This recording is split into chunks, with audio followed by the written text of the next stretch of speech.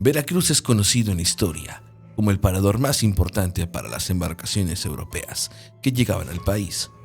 Y eso fue muy importante para la apertura de un nuevo mundo. Una característica bien sabida es la insalubridad que tenía el lugar, lo que daba por resultado una alta mortalidad entre sus habitantes y viajeros de paso.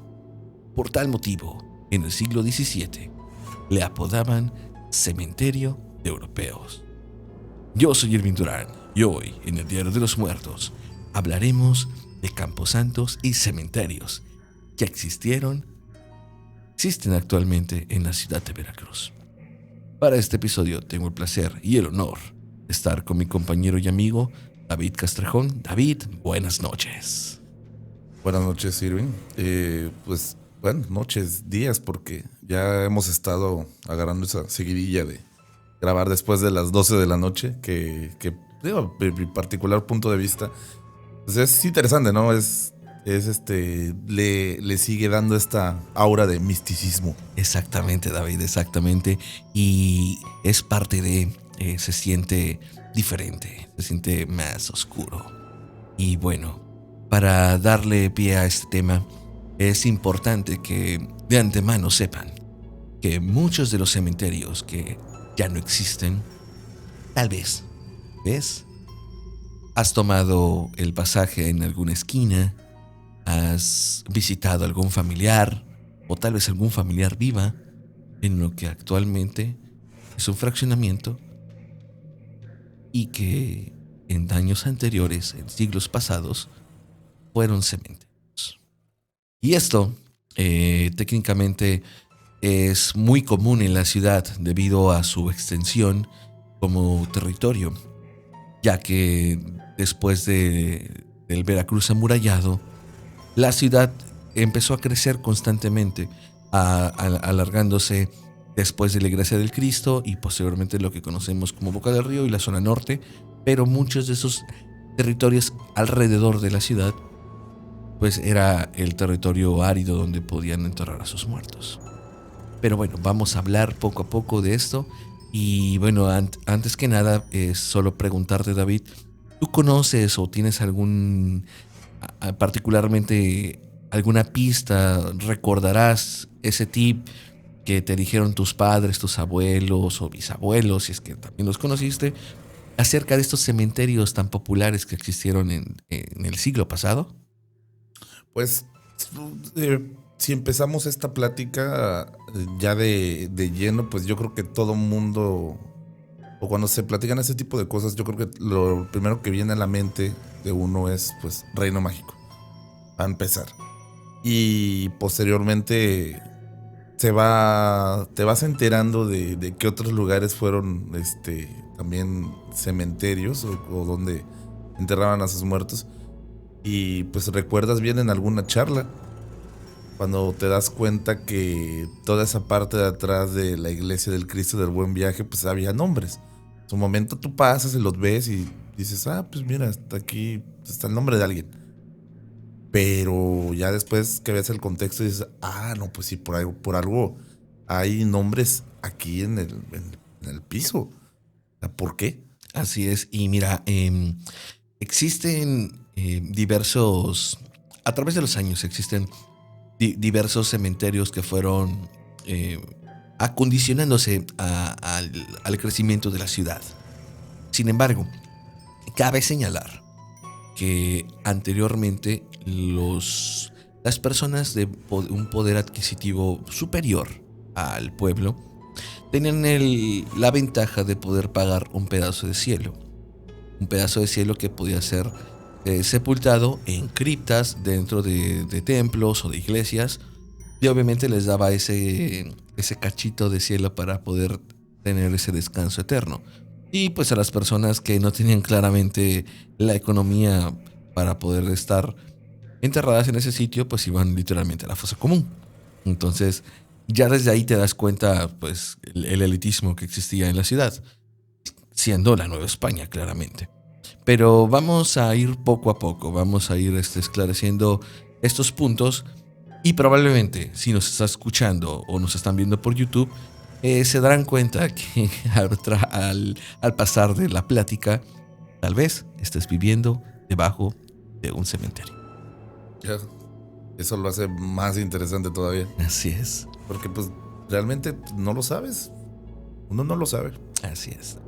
Y bueno, para dar inicio a esto, comencemos. La ciudad, durante todo el siglo XVII y parte del siglo XVIII, en plena época de la colonia, era considerada como una ciudad de paso. Por esta razón, muy pocos se quedaban a habitarle. Solo los comerciantes, con muchos intereses pactados muy grandes, capitanes y por supuesto esclavos, desembarcaban e inmediatamente emprendían el camino al centro del país y del retorno. Hubo camposantos desde el cuarto asentamiento de la ciudad de Veracruz, ocurrido en los primeros años del siglo XVII, y de acuerdo a los planos de Veracruz amurallado, había un panteón en la parte posterior a la catedral, donde actualmente se ubica la Fototeca de Veracruz. Asimismo, también se realizaban entierros en el interior del hospital de San Juan de Montes Claros, el cual estaba situado en la hoy calle del Lerdo, entre Independencia y 5 de Mayo. Se han encontrado registros de la época que hace referencia a la sepultura en los conventos, patios de las casas y, como mencionamos, dentro de las iglesias. Era lo que te platicaba. Dentro del Veracruz amurallado, y como en el capítulo anterior de los túneles encontrados en la ciudad, que son falsos túneles, se encontraron más que nada criptas. Esas criptas famosas por estar dentro del antiguo convento betlemita que ahora es el IBEC, y otros templos que también aquí en la ciudad, y también en las iglesias de la Asunción. Aquí se muestran claramente dónde están las lápidas. Incluso si vamos al convento que ahora es el Faro de Benito Juárez, que está en la calle de Juárez y Landericos, puedes encontrar la tumba de la bisnieta de Hernán Cortés. Entonces, existen criptas, existen tumbas que están debajo de estas construcciones. Pero más allá de el primer asentamiento de un camposanto, pues a extramuros se llamaba La Ermita, que era también muy famoso por llamarle la Huaca. Okay. Debido a la insalubridad en la que se vivía en la ciudad, aproximadamente en el 1790, por orden del virreinato Juan Vicente de Güemes, o Güemes, prohibió estrictamente las inhumaciones dentro de la ciudad, y por esto ordenó que se construyera el primer panteón a las afueras del muro y del lado sur de la misma, junto a la iglesia del Santo Cristo del Buen Viaje. ¿Razón de esta decisión? Pues bueno, se tenía medido que los vientos vienen del norte, y al construirse en este punto, las mismas corrientes se llevarían consigo los olores fétidos hasta lo más recóndito, y así que la gente no respirara estos malos aires. Este panteón fue manejado por el Ciero. Tuvo un costo de poco menos de los 9,000 pesos y estuvo en funciones hasta 1833. Aunque para 1855 todavía existía, aunque ya abandonado, haciendo que poco a poco la maleza fue cubriendo las viejas tumbas, que, como suele pasar en la mayoría de los casos, quedaron en el olvido. Años después, se asentó el famoso y pintoresco barrio de la Huaca, nombre que proviene del quechua y que significa lugar sagrado, del nombre que se encargaron los viajeros extranjeros que llegaban a la iglesia del Cristo para pedir el llegar con el bien a su destino. Al salir de la catedral, forzosamente veían el panteón situado a su costado, exclamando con su lenguaje Huaca, refiriéndose al Campo Santo. Así que bueno, este es el concepto de por qué se llama Huaca bajo esta lengua quechua, ¿no? Que se vino a asentar aquí a la ciudad. Y posteriormente, ese es otro tema interesante, en el cual mucho de nuestro vocabulario yace de ciertas de ciertas lenguas esclavas y ciertos modismos que complementan este folclore jarocho. Pero bueno, ese ya es otro tema independiente. Cabe señalar que este camposanto se encuentra o se encontró exactamente atrás del Cristo del Buen Viaje. Y si te das cuenta, hay un callejón en la parte de atrás. ¿Dónde están los nombres? Exactamente. Entonces ahí comienza y todo a su alrededor es técnicamente el Camposanto. Así que pues si has tomado la parada del autobús ahí, si has caminado alrededor de esos sitios, es muy probable que estés caminando entre los muertos. Sí, en el calle, el callejoncito que tiene en la parte posterior. Sí. Así es, así. Y bueno, para darle continuidad, vamos al segundo panteón de Veracruz.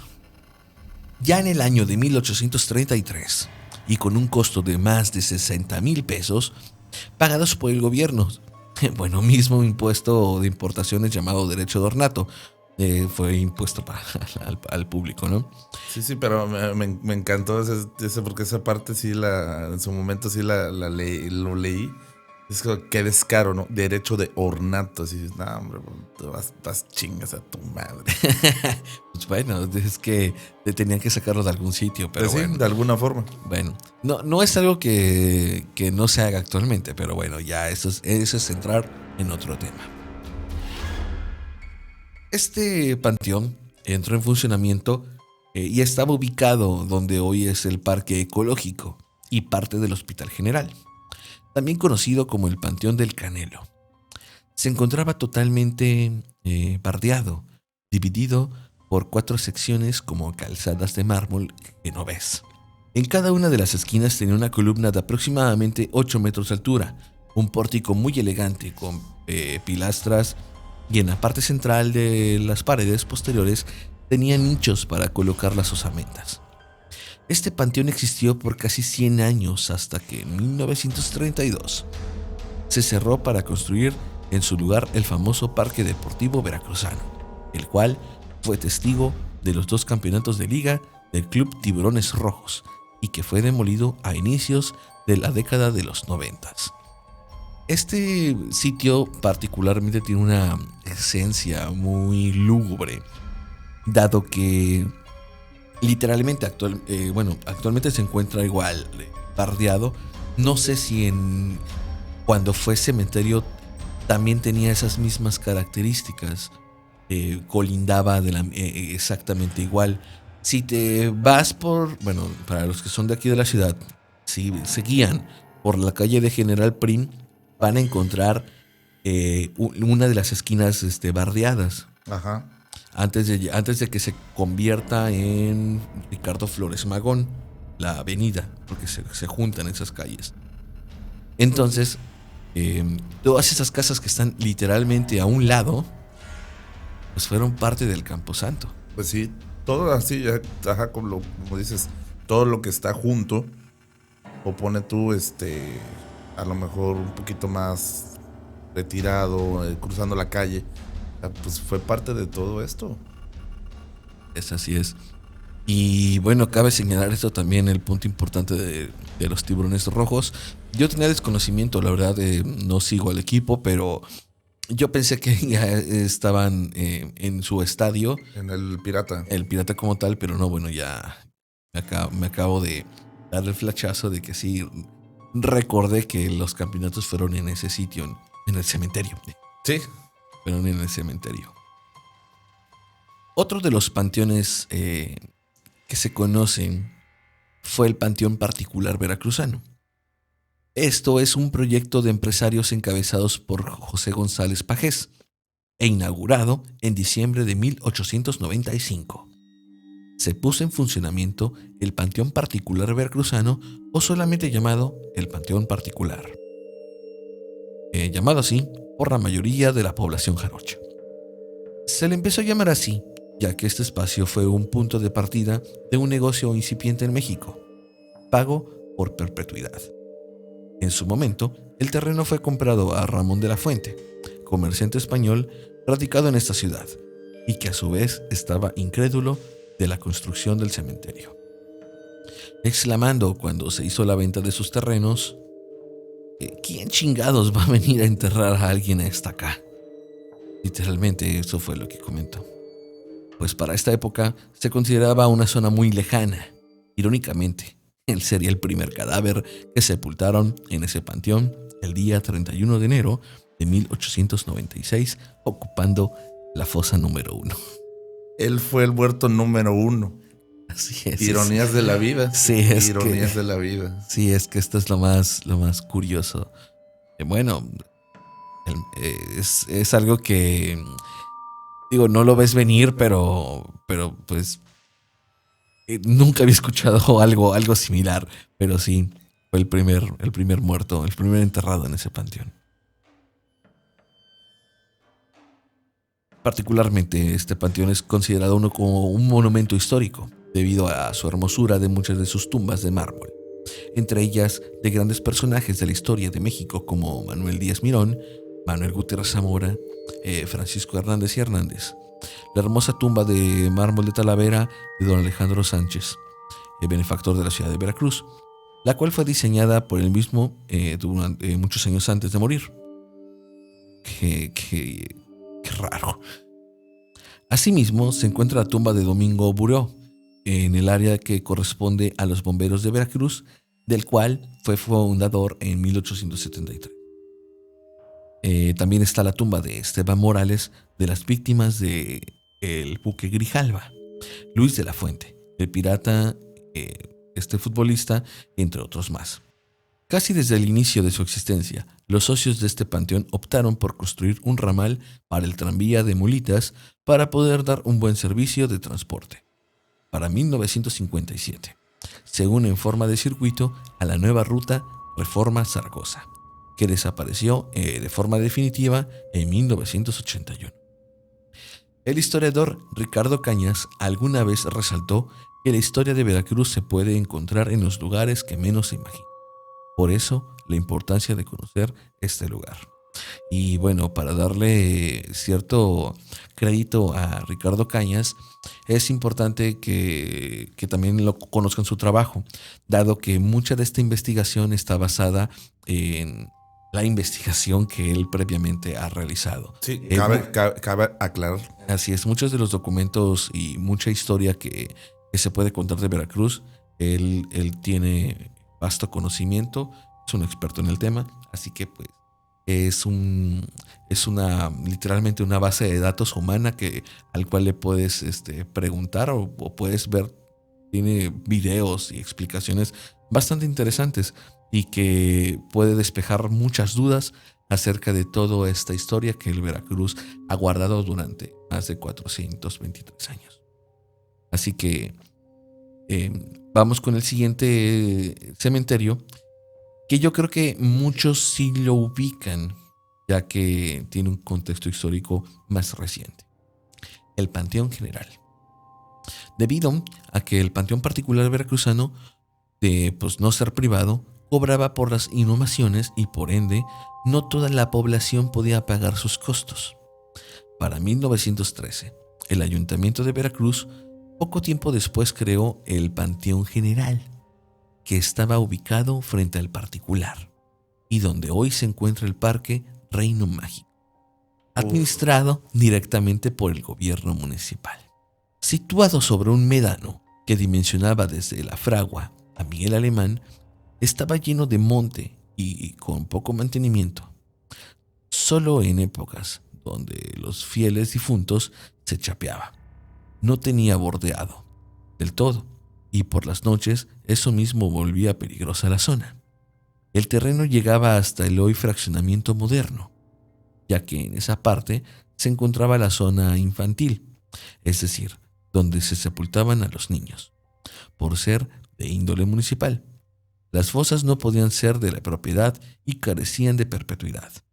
Después de 7 años de permanecer el cadáver, en esas fosas se debían exhumar los restos y trasladarlos a un nicho. Las dimensiones de ese desaparecido panteón se redujeron cuando se prolongó la avenida Díaz Mirón en épocas del presidente municipal Roberto Ávila. Este panteón fue cerrado aproximadamente en 1986 y los restos en el que habían fueron trasladados al nuevo panteón llamado ahora Cementerio Municipal, que hasta la fecha opera y se encuentra junto a la colonia Dos Caminos.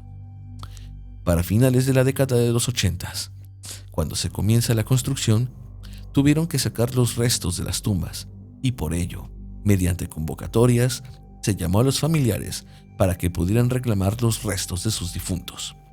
Por esta razón, muchos atribuyen los sucesos paranormales y las leyendas terroríficas que fueron ocurriendo tiempo después y que muchos ya conocemos.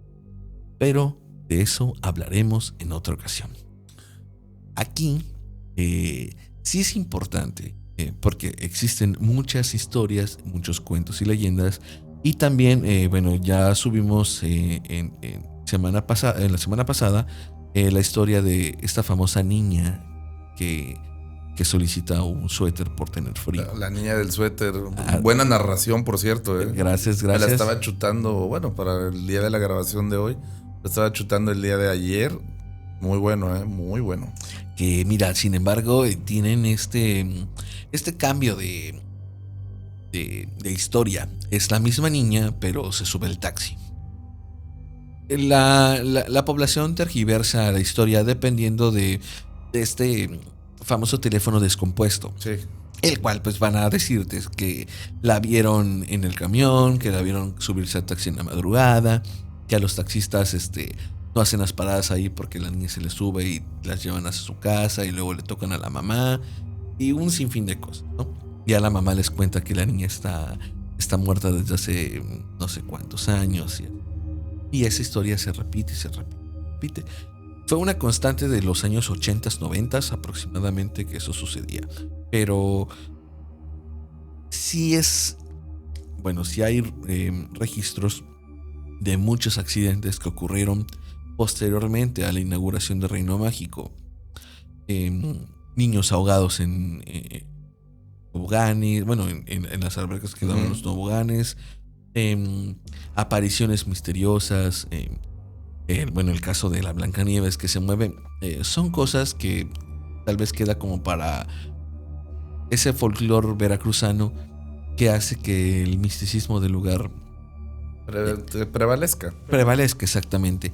Porque en algún momento de nuestra vida fuimos a explorar Reino Mágico. Oh, sí. Y tengo la experiencia personal de que no vi nada, pero tampoco puedo afirmar que no se aparece algo. Digo, tal vez estuve de suerte. Bueno, no vimos nada porque en esa aventura pues tuvimos la fortuna de compartir esa vivencia, pero sí, fíjate, tampoco sí, claro, como dices, hay zonas que si tú pasas, o sea, realmente sí dices, ay, cabrón, pues como que porque me está dando un escalofrío, ¿no? O bueno, tan solo la parte cuando la gente no lo sabe, pero este cabrón se aventó a meterse al castillo y bueno, solo creo que no sé si qué te dio más miedo, si la humedad o de que había puros papeles ahí. De hecho, arrumbados.